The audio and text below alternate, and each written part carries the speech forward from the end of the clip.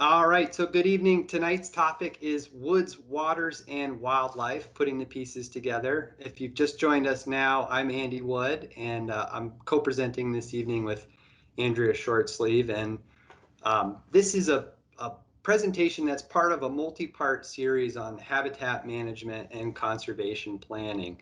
And we did these earlier in the fall, and we're doing them now as a repeat now that we have these dark evenings ahead of us. And there's going to be one more in the series called Enhancing Your Backyard, Back 40 and Beyond. And that's happening next week, December 16th. So if you're interested in that, we can provide more information for how to join that topic. A little bit of housekeeping. We're on Microsoft Teams. It's the other Zoom, as I like to call it. And you have a lot of the same functions that many of you are getting used to. You can turn your video and microphone on and off. We do ask that you mute yourselves while we're doing the presentation, just so that the sound quality is a little bit easier for everybody to hear. But while we're presenting, please do put your comments and questions into the chat. We're eager to hear from you and happy to do our best to answer whatever questions you have. We will pause 2 or 3 or maybe even 4 times throughout the presentation to answer questions. So if you've got something burning, you'll have an opportunity to either put it in the chat or voice it during those breaks. And when you see this little box with the Vermont Fish and Wildlife logo, that's your cue that it's Q&A time. So just a little bit about us from Vermont Fish and Wildlife Department. We believe in the conservation of our fish, wildlife, plants, and their habitats for the people of Vermont. And that work and that mission takes us into a lot of different directions beyond fish and wildlife and into the conservation of habitats, ecosystems, and all living things. And for us, a big part of that work is about drawing connections between different parts of the natural world. And that's what we're going to do tonight. That work also brings us to the doorsteps of many Vermonters, and just these examples we have up here on the screen, like wildlife watchers and hunters and trappers and landowners. These are some of the many people that we work with to fulfill that mission. A little bit about us. I'm Andy Wood. I work in the Community Wildlife Program at Vermont Fish and Wildlife, and my role is really to provide technical assistance and outreach to towns, town conservation commissions, town planning commissions, as well as regional commissions. And Andrea? And hi, I'm Andrea Shortsleeve, and I am a habitat biologist, and I work with private landowners and other technical service providers that work with landowners on how to improve wildlife habitat on your forests and your properties. And together, Andy and I, we cover a lot of ground across the state, talk to a lot of different people, but we're also a great entry point for all sorts of questions for our department. So if you have a question about trout habitat or about deer wintering areas or deer regulations even, and you don't know who to contact, get in touch with us, and we're happy to put you in touch with the right person in our department.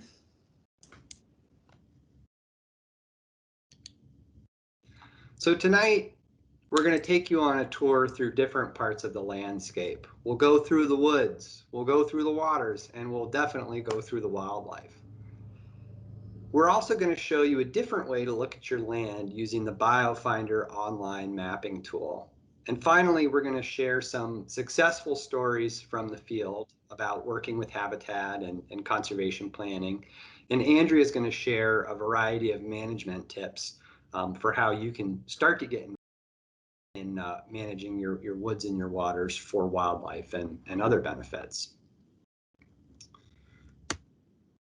All right, so I'd like to begin tonight by sharing a story about 2 landowners in a very special piece of land in New Haven, Vermont.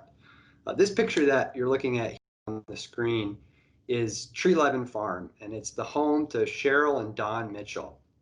And I had the opportunity to go on a field walk on this property many years ago to learn about how they're managing their woods and waters together for wildlife. And when I spoke with them on the phone several months ago, they told me that it started in some ways by reading a Sand County Almanac, that famous book by Aldo Leopold. And they'd really taken to heart the principle that a healthy ecosystem is a diverse ecosystem. And that principle, or that way of thinking, got the Mitchells involved in several projects to enhance the land around them. And one of the first projects they kicked off was just getting firewood for home heating. And so the first task was to figure out, well, which trees were they going to pick to harvest? How can you do that while thinking at the same time about maintaining the diversity of tree species on the land? And as it turns out, one of the tree species that you would find in the Mitchell's woods is shagbark hickory. Here's a mature shagbark hickory in this image on the right with Don Mitchell there. And this is a really neat tree. As it matures, the bark begins to peel into these long flakes that hang on to the tree trunk, but they provide these nice dry crevices that bats can get up underneath and roost in. So for the Mitchells, simply by choosing to harvest other trees other than these mature shagbarks, they could start to take an action in their woods for wildlife. Later on, they moved on to other projects. So not only could they choose some trees based on their species, but they could also look at the arrangement of trees and remove some other trees near those shagbarks to remove some of the competition, or to release those shagbarks and increase the amount of sun that would hit the tree and make that warm habitat for the bat. They also got involved in pulling invasive plants to make sure that the next cohort would be able to reach flora. And then that they told me about was that the bats do when they leave those roosts in the shagbark hickories. And as it turns out, many of these bats in the evening will head out to forage over the water. And there on the Mitchell's property, they're heading out of the woods down to the beaver wetlands and to the pond on the property. And so thinking about, where on their land those bats would be moving around helped them think about other places that they might want to put in effort and management. So over the years, with a ton of hard work and sweat plus assistance, the Mitchells, have done so much to connect and enhance and increase the resilience of the woods and the waters and the wildlife around them.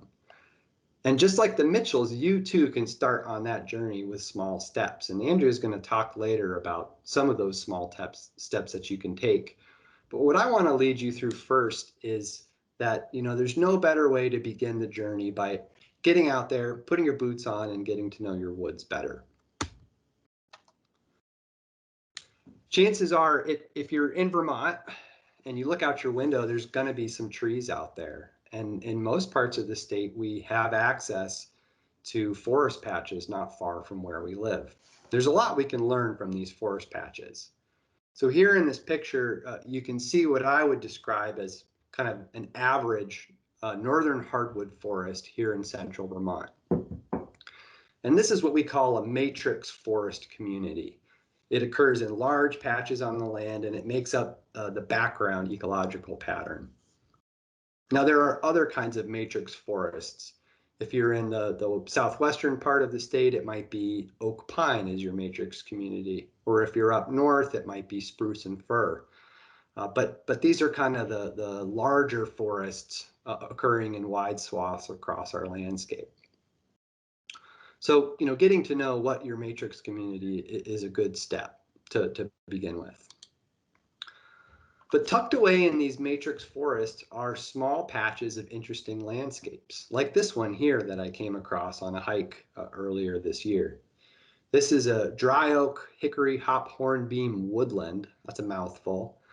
And I found it in the upper valley while I was hiking on a mountain trail.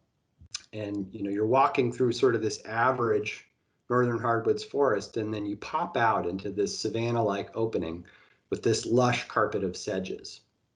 So this is kind of a neat, smaller patch community that you might find if you're on the side of a mountain somewhere in a warmer part of the state. But you might also find the ridges and the hills in your woods populated with hemlock or spruce or fir, like in this picture.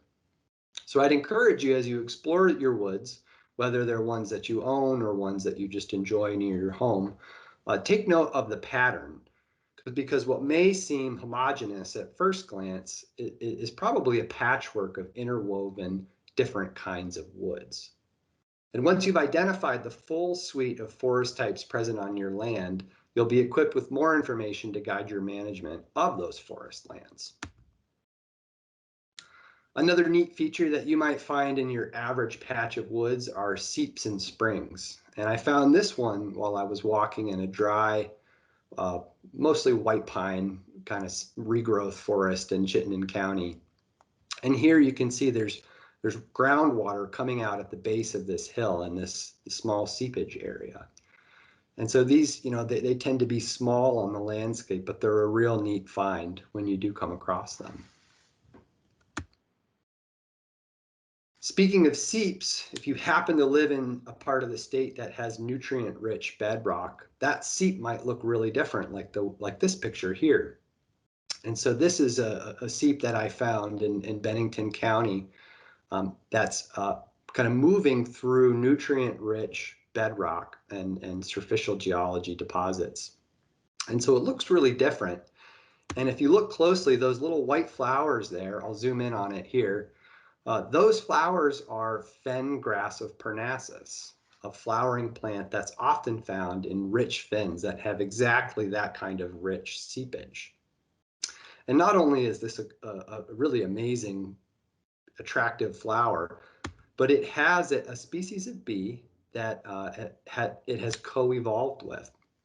So this bee species here, known as Andrena parnassiae, note that the species part of its name matches its host plant, the fen grass of Parnassus. This bee is a specialist on this plant, and it only emerges during the time of year in the fall when fen grass of Parnassus is bloom. And there was a great segment on outdoor radio, if any of you listen to Vermont Public Radio, where they talked to entomologists who have photographed this bee and kind of unearthed more details in this story. So simply by finding some of the unique parts of your woods, it can lead you on this journey to interesting encounters with wildlife.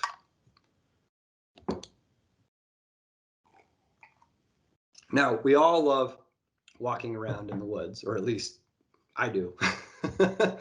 And it's a great way to get to know the land, but there's another way that you can do from your armchair, if it's a rainy, cold day. And so the way you do this is you go to BioFinder, you could go to your computer and open a web browser, type in biofinder.vermont.gov. And this will bring you to the Agency of Natural Resources one-stop shop location for biodiversity data. And today I'm going to show you a few things that you can do in BioFinder, but just know that there's a lot to be found in BioFinder, and we offer kind of a whole separate training on how to use it. So if you don't understand all the nuts and bolts, that's okay. We can work on that another time. The main thing to know about BioFinder is that it's the home for a bunch of data layers that collectively make up what we call Vermont conservation design. And this was a statewide project undertaken to identify the most important lands and waters for supporting biological diversity. And through that process, we identified sort of a two-tier priority rank for those lands and waters. We have the top tier, the highest priority, lands and waters that we know are critically important. And then we have the priority layer for the lands and waters that we know are important, but just don't quite make that cut to be that top highest priority. So if you look at this image here on the slide that I'm showing you, you can see that you can look at a section of Vermont and see which areas in BioFinder have come out ranked as that highest priority or that priority area. And so we're not saying that these areas need to be conserved in perpetuity. It's more just that these areas we need to be focused on and thinking about in an ecological way. And that can mean a lot of different management actions. So there's a series of data sets that I want to draw your attention to tonight, and they're called the community and species components. So we have them kind of lumped here in a group. And within that category, you'll find a handful of individual data layers, ranging from natural communities to aquatic habitats like our lakes and ponds, our wetlands, our vernal pools. We have 2 wildlife road crossings data sets and one final one for rare and uncommon species. And just like their parent data set, that overall Vermont conservation design highest priorities, each of these data layers has also been ranked into that 2-tier highest priority and priority system. So you can turn these layers on and off in BioFinder and figure out where in the state we've identified highest priority natural communities, or priority vernal pools, or highest priority rare and uncommon species. It's a really neat way to zoom around your community or another place you're interested and look at it from a different angle. I'll briefly note that there are a bunch of other data sets. We won't really dive into them tonight, but know that if you're interested in that, there's more to be found in BioFinder. So let's look at that in more detail here. Remember how I was talking about that matrix forest community of a northern hardwoods forest? Well, I took the BioFinder down to a location in southern Vermont near the National Forest. Whoops, I froze there for a sec, sorry about that. And I turned on that natural communities data layer set, and you can see that there's this huge expanse of priority ranked natural communities down here along the border of Weston. And you know, if we were actually live in BioFinder, I could click on this and it would generate some more information. But I'll just tell you that all of what you're looking at here is largely northern hardwood forests. So hopefully this gives you a sense for how that kind of community is distributed across the landscape. Now, embedded within that matrix of northern hardwoods are a bunch of smaller features like we discussed. So here I went and I turned on the Vernal Pools data set. And you can see that we know about a couple vernal pools down here in Weston. Turn on that wetlands data set and you can see that a lot of the space between these forest blocks pops out in this dark blue. And we know if we were to look much closer in detail at these hardwood forests, we'd probably find lots of those little seeps that I was talking about. So it's not the same as you know, walking through a seep in your backyard, but it's a nice, interesting armchair way to do it. All right, Andrea, over to you for some habitat tips on woods. Great. And if you have a lot of woods, then you have a lot of opportunities to create different habitat features, like releasing trees for wildlife food or creating large openings in your forest canopy. But even if you have a small property, you can still improve the wildlife value on it by focusing on native plants, you know, creating structure, and just letting things get a little messy on your property. So just starting off, there's several different options that we have available to landowners to help kind of, you know, work wildlife onto your properties. And one of them being enrolling your land in the UVA program with FPR. And you can choose to enroll it in different categories, like an ecologically sensitive treatment area or a significant wildlife habitat, or just have a conversation with your consulting forester about focusing on different aspects of forest management that really highlight wildlife habitat, like enhancing the bat habitat that the Mitchells did on their property. So next slide.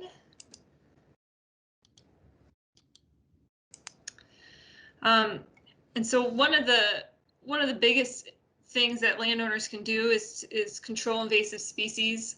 Almost all landowners have an invasive plant on their property, and so learning to identify them and learn how to manage for them or against them, I guess, is one of the biggest things that landowners can do to improve the wildlife habitat. you know, sometimes it can become a little overwhelming if you have a lot, but a really great technique to use the BioFinder app is looking at how your parcel can fit into the larger landscape and where forests connect and where the larger blocks are, to try to pinpoint an area to get started on that invasive management. You know, other actions take to improve forest conditions on your property are enhancing those habitat elements that make up the larger forest blocks that Andy was talking about. And that includes creating snags, you know, creating and leaving large logs on the ground, on the forest floor, you know, allowing root wads when they to remain there for birds to display or to nest in. Salamanders will hunt on those. And then they'll also become nursery logs that grow the next generation of trees in your forest. So those are all just real simple activities you can do to improve the woods just right around your forest, right around your house, excuse me. You can also create more food sources and increase forest health and resilience, which is really important as we're talking about climate change and our changing weather patterns. So landowners can improve their forest stands by creating openings in the canopy, thinning out overstocked stands, releasing trees that provide nuts and berries like serviceberry or beech or oak, or improving roosting trees for bats like the Mitchells did with the shagbark hickories. And then finally, Andy was talking about vernal pools that are often found in these forest matrix areas. And if you have a vernal pool, that's super cool. They're incredibly important biological features on the landscape, and it's really simple to just protect them. You maintain the canopy around the pool, make sure you leave a lot of large woody debris, so big logs around that, and you have extraordinary benefits to the wildlife on your property.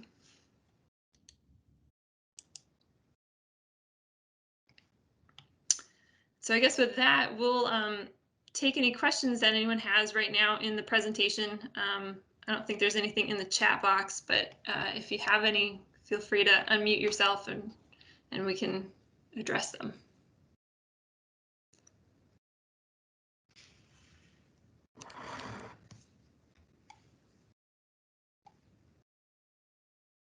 All right, well, there'll be plenty more chances to ask questions if anything comes up. All right, crickets. Thanks, Andrea. Okay, so moving on. Next up, we're going to talk about waters. And, you know, of course, they're the woods, but it's hard to walk too far in Vermont without bumping into some water. And, you know, if you're living in a river valley somewhere here in our state, this image here might present a familiar scene to you. So I encourage you, you know, go out, find out where the water goes on your land, and if you can, follow it. So if you were to follow this this stream here up its course through the fields, eventually, you know, you'll find out that it goes into a forested area, and the character and the quality of the stream begins to change. So, you know, these streams are really important ecological connections between our forests and our rivers and lakes and wetlands. And they're really neat places to explore, and often a highlight habitat for wildlife.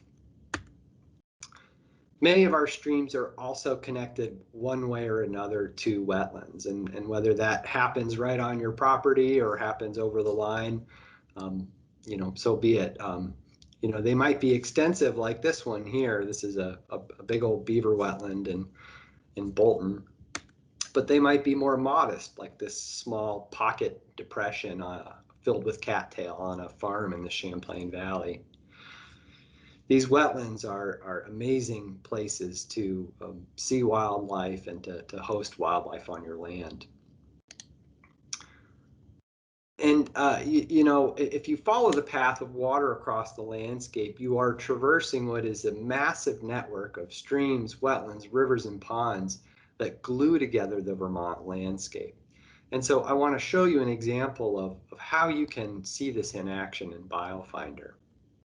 So now we've moved up to the Northeast Kingdom here. We're Nolhegan Basin, and I've turned on the wetlands data layer in BioFinder, and you can see here that there's quite a concentration of wetlands right around the border of these different Vermont towns.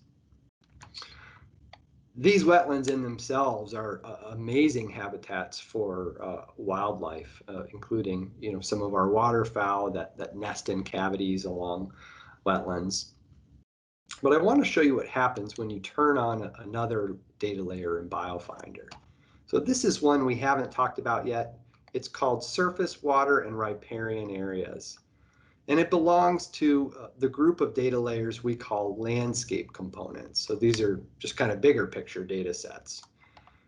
But if you look at these two different colors of blue together here on the map, what you can see is that the stream network, as I said, really connects those different wetlands into a very integrated web of waterways. And so it kind of gives you a sense for how these surface waters can be great connectors between different habitats. And that's part of the reason why wildlife move alongside the stream so frequently. It's a great habitat in itself, but it also goes from one nice habitat to another kind of habitat.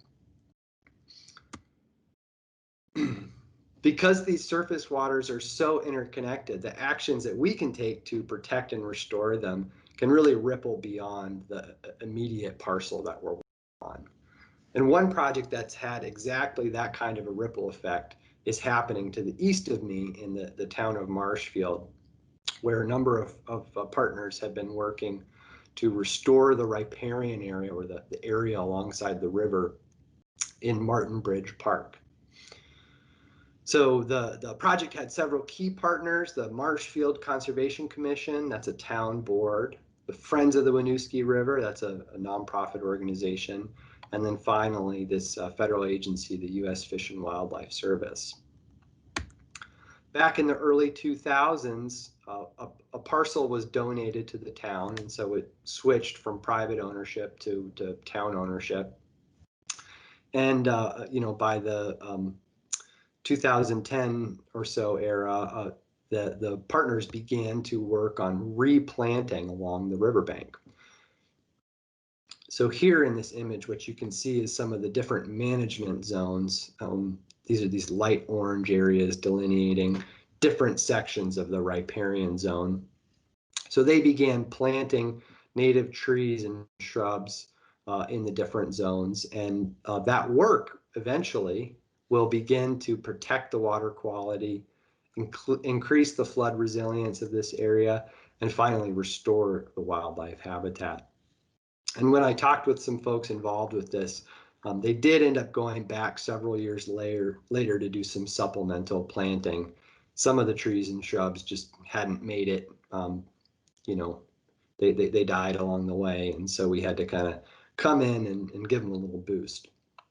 But this is an amazing project, partly because it's so visible to the public, but it's also along one of our major rivers in the state. And to show you how important this area is from an ecological perspective, I want to put it in BioFinder with the context of the data sets. So here, this blue that you're looking is that surface water and riparian areas.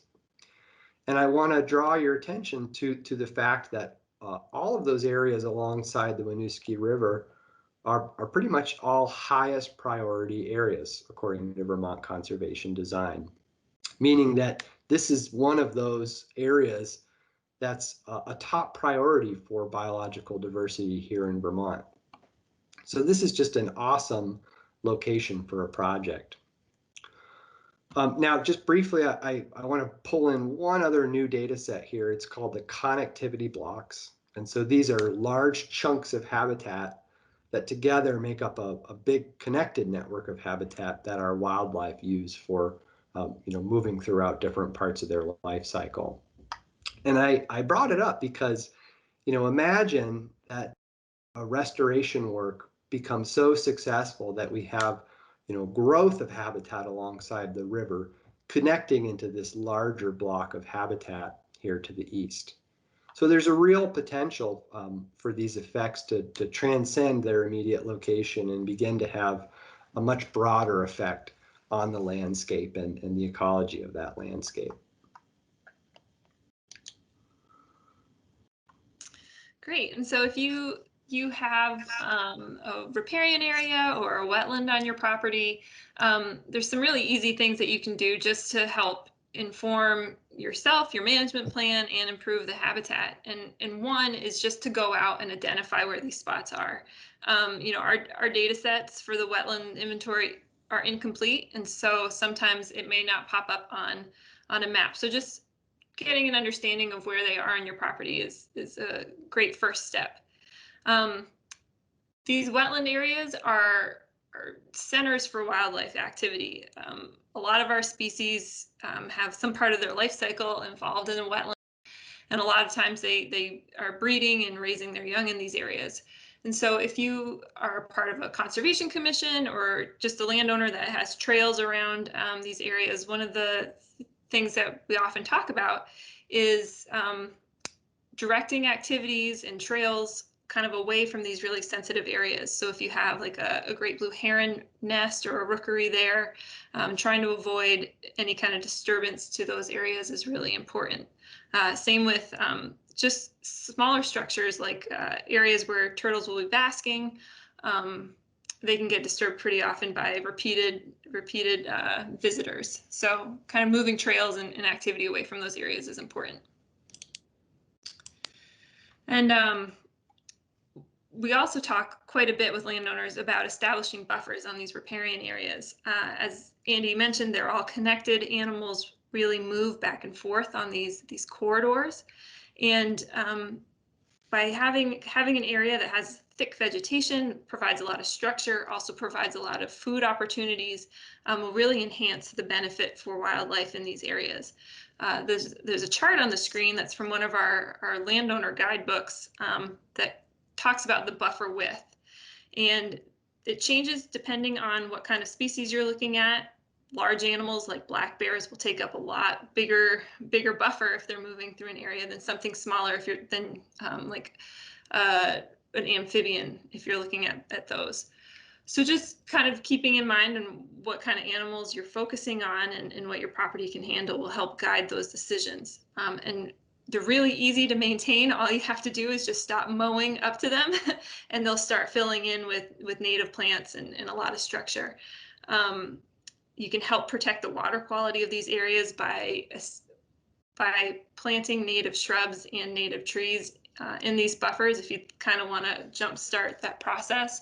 And then also just letting dead material accumulate. That adds a lot of structure and helps maintain kind of any kind of erosion that's happening on the stream banks.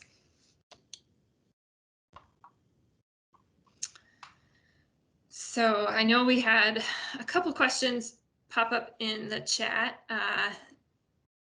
Andy, do you want to talk about where people can find more information on how to use BioFinder? Yeah, well, the first place to go is really to just visit the website. So there's the mapping portal, and then there's a website with a ton of different resources, including some, how-to guides. The other thing to do is if you visit the Vermont Fish and Wildlife Department YouTube channel. I know we've got a YouTube channel, moving up in the world. We have a couple recorded webinars, one called Intro to BioFinder. So that's another place you can go to get started. And then finally, if you've gone through those resources and you have more questions, you can email me at andrew.wood@vermont.gov. and I can help you figure out what you need help with. Let's see. So the next question would be how to manage a vernal pool in a field near a copse of trees. I guess I'd say probably if it's in a field, it's probably not quite a vernal pool, but probably I guess the best answer would be to just keep allowing things to grow up around it. I don't know if Michael, you want to unmute yourself and expand on the question. But really the biggest thing with vernal pools is allowing, you know, the canopy of the trees around it to be continuous, just to keep the temperature of the water the same, and then just avoid creating a lot of ruts in and around that vernal pool, because you'll disrupt the breeding areas for all the little invertebrates and bugs. So that question, hopefully we answered that one right. But how to manage habitat for small mammals, especially woodland jumping mice. It's really, so what I was just talking about with creating buffers along the riparian areas is really important, and in allowing things to have thick vegetation and a lot of debris, small branches and larger logs for small mammals to crawl in and, you know, find some shelter. And also it provides the habitat for all of the little bugs and fungi that they eat. So really just creating kind of a thick edge of vegetation is probably the best thing that you can do.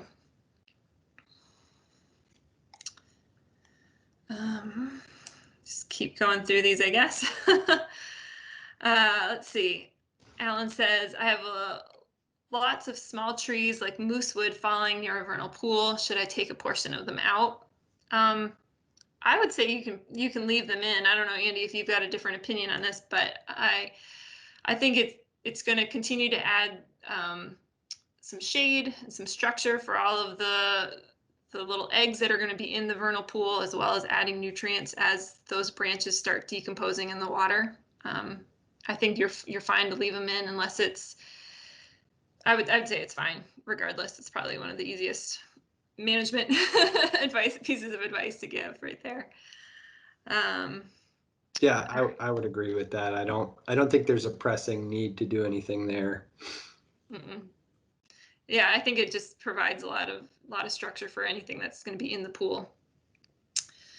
Okay, so Jerry says 50 years ago, a farmer dug a drainage ditch at the wood's edge to dry out his field, and that ditch is now a seasonal stream. In an ideal naturalist world, do I manage it as a stream because the creatures now need that, or somehow try to restore the spongy wetland that was there before the digger came through?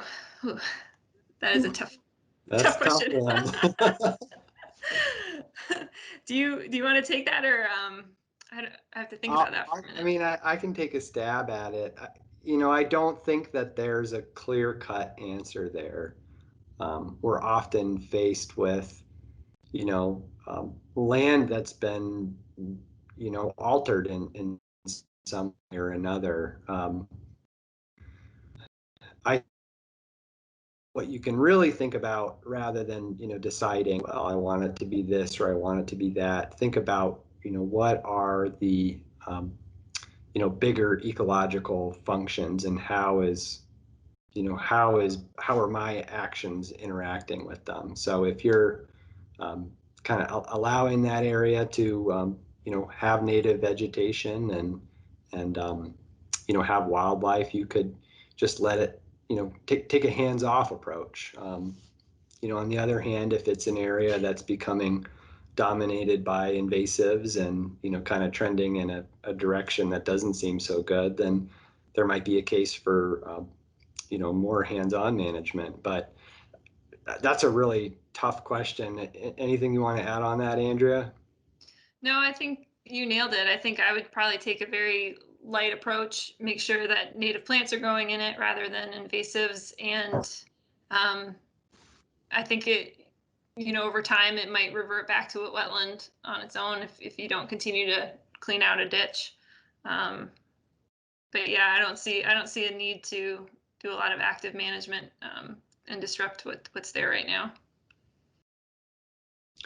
Well, these are awesome questions. I think, just in the interest of time, maybe we'll pause on them for now, finish out the presentation, and anything we missed, we'll do at the end. Okay. Thanks, everybody. These are great. You're really making us think tonight.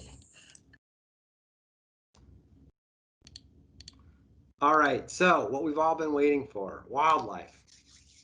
So once you've gotten to know those woods and waters, you're going to learn a lot about wildlife along the way.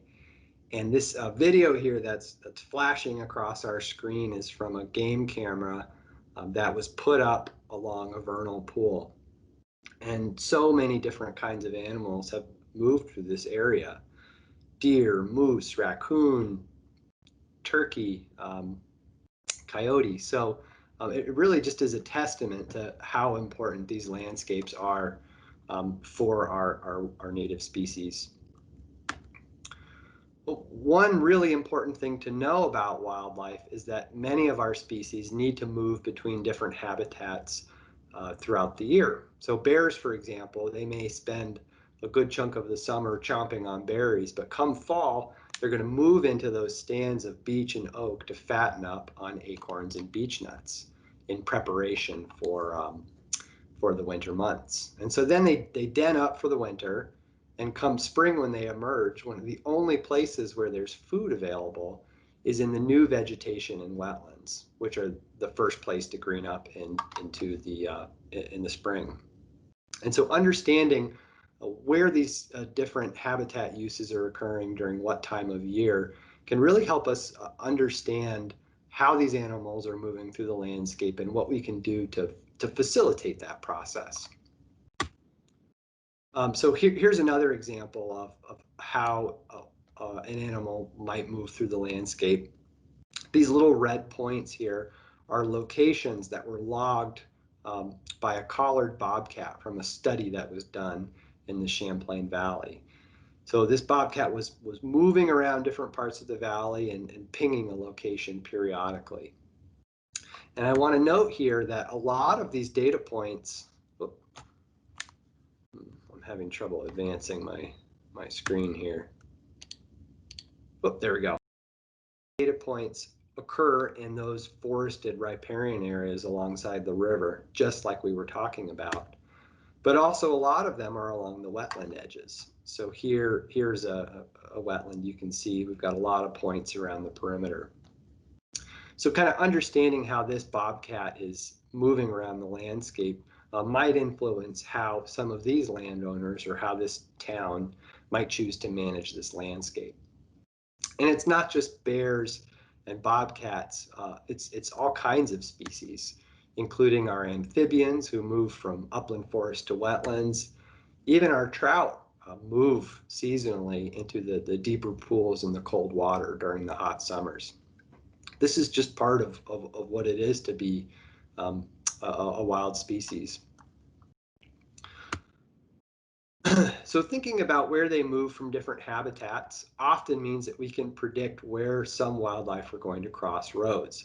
And I'll show you one other data set here in BioFinder because it's a really neat way to get thinking about those wildlife movements. So first, I want to turn on that wetlands layer, and I'd like to draw your attention to this large, long, skinny wetland here with a stream through the middle of it. Now, this is an awesome habitat for wildlife. And I also want to draw your attention, I'm just going to trace it here with my laser pointer, to this large forested block just to the east and the south of that wetland. We can see that it appears as though there's some forest management happening in here, but for the large part, we have an intact habitat.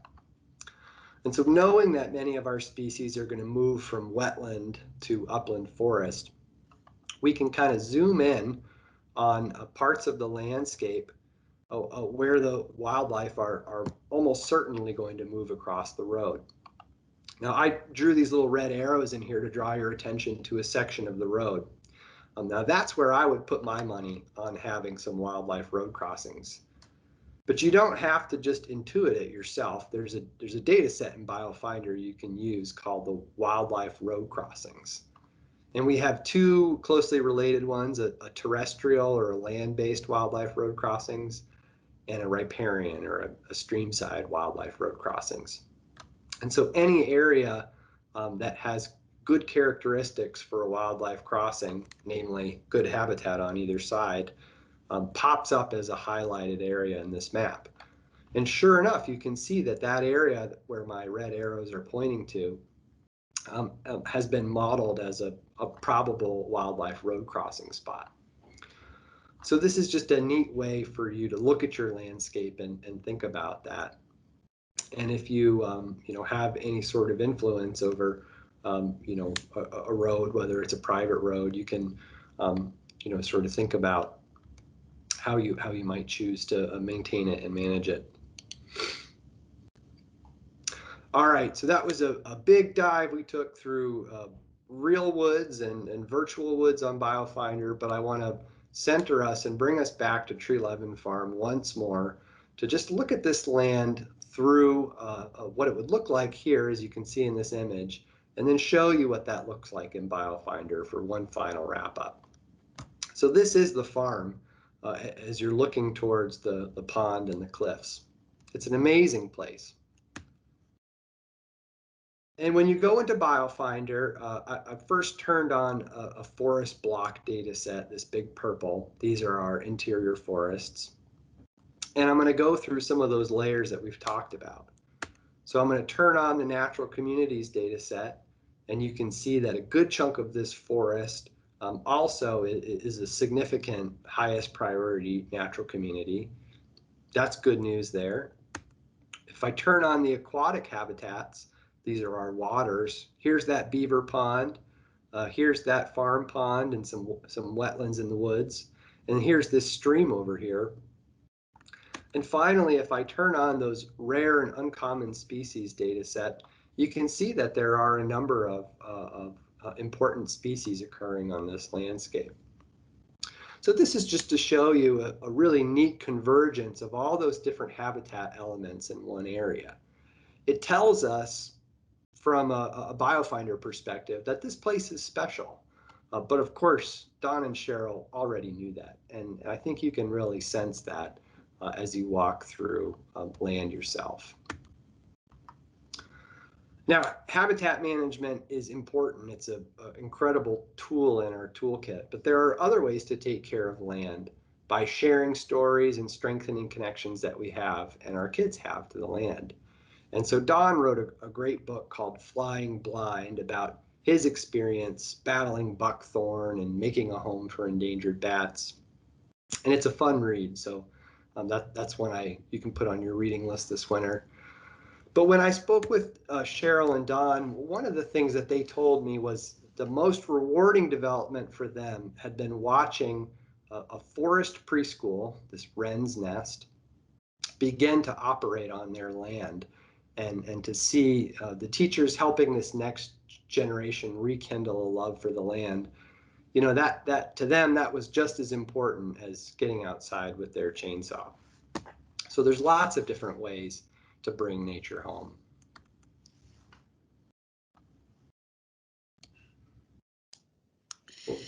And when you start looking at your property and start wanting to improve it, it can become a little overwhelming. There's always a lot of things that can be done, and sometimes it's just hard to know where to start. And so I just wanted to, make the point that it's all about what's important to you, and just get started. You can start by making small changes, just by learning what's out on your property, taking an inventory of the plants, of the birds, of different insects you see. You can start by just planting some native plants in your landscaping and start moving that into other parts of your forest, or just leaving dead material on the ground. Like, it's improving your property for wildlife doesn't have to be a huge undertaking. It can just start with little things that will add up over the years. And then the next slide, Andy. And you don't have to go at it by yourself. I think that's also another important note to make. Woodlot groups and neighborhood groups are becoming more and more popular across the state, where neighboring landowners will work together to achieve different forest management goals, share tools and machines, and just to learn from each other and talk about their experiences. The picture here on the screen is a group called Cold Hollow to Canada. It's in the northern part of the state, up in Enosburg and Richford, in that area. And it's a great example of a woodlot program, a neighborhood group getting together, and they're working together to keep working forests forested, protecting the water quality, improving wildlife habitat across several different towns and thousands of acres of privately owned property. They've seen a lot of success, and if you're interested in something like this, I encourage you to look as a good example of how a neighborhood group can work together. There's also several other resources available for landowners to explore on your own, including several different websites or apps for your smartphone. Vermont Invasives is a great resource. iNaturalist, eBird, all of these things are free and easy to use. If you're interested in having more of a face-to-face and getting to know more people that are doing the same thing, you can join organizations like Vermont Coverts, the Tree Farm Association.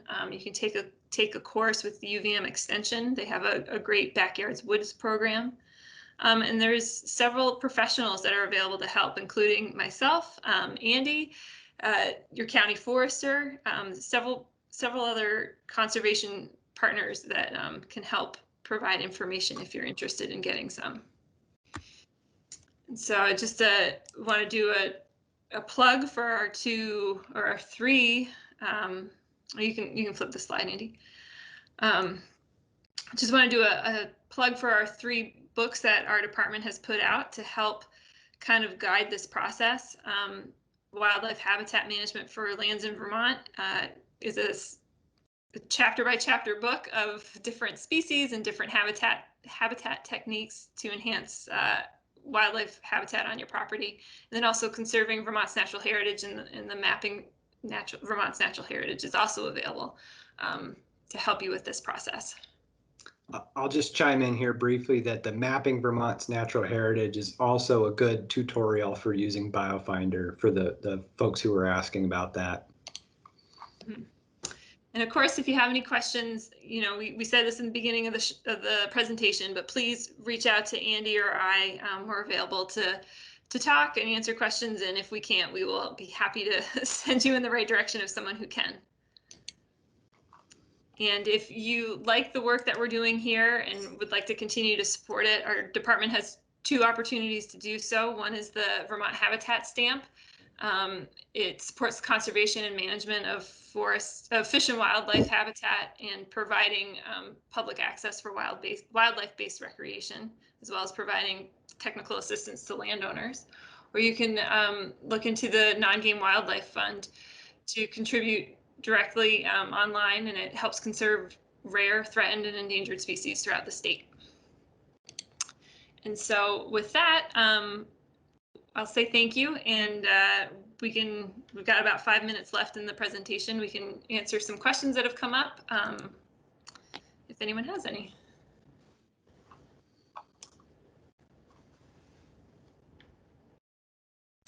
Was there anything from the chat we should circle back to?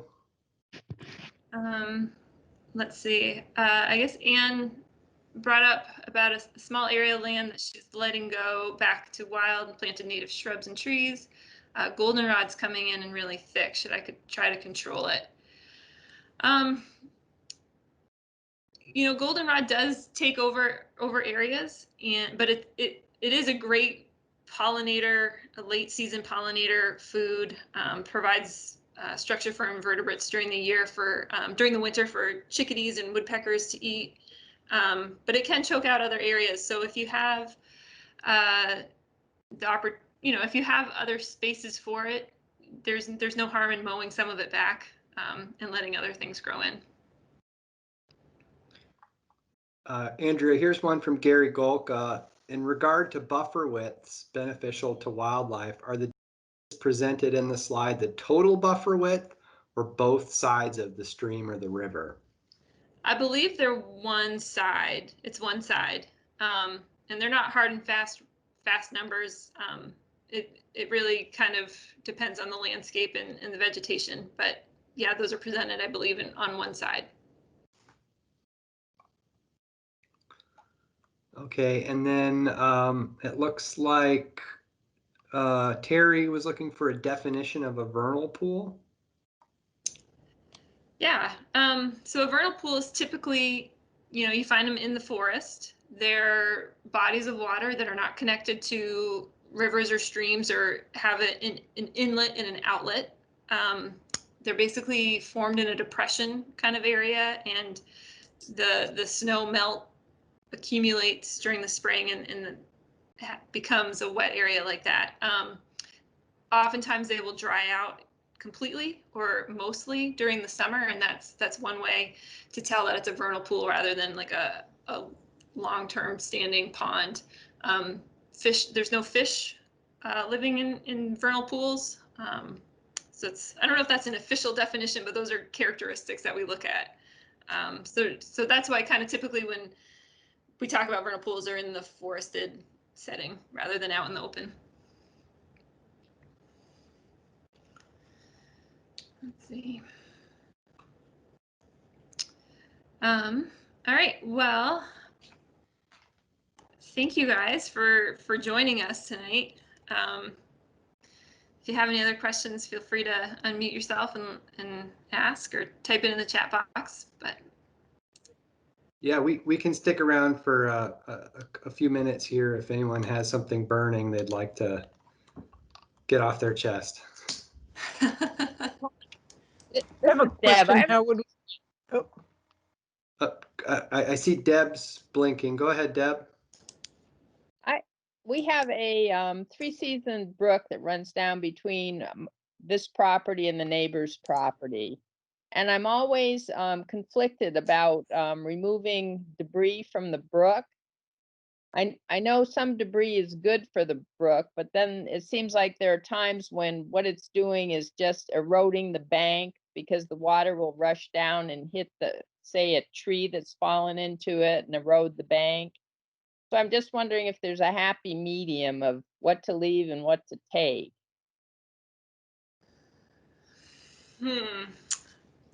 That's a good question. My gut instinct would be that if it's causing some damage in a way that's not working for your property, or for that bank, causing a lot of erosion, then I would probably try to remove it.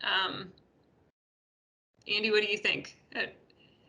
Yeah, it's hard to say without seeing the situation there. Sometimes, the erosion is a symptom of something else happening in the watershed. So for example, one thing that I see a lot are these undersized culverts. And so if you get a big, storm event, it's like putting your finger over the end of a hose. It just kind of, jet streams and can blow away parts of the banks.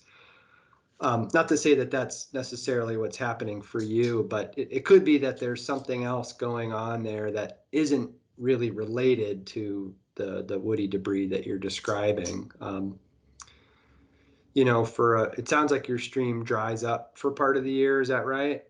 Yeah, it has when we've had a drought. There's some years that it does run continuously, but like this year, it was for the most part dry, but there'd be little pools where there would be water, where you'd see green frogs, or you'd turn over a stone and there would be salamanders under it. Yeah, I think,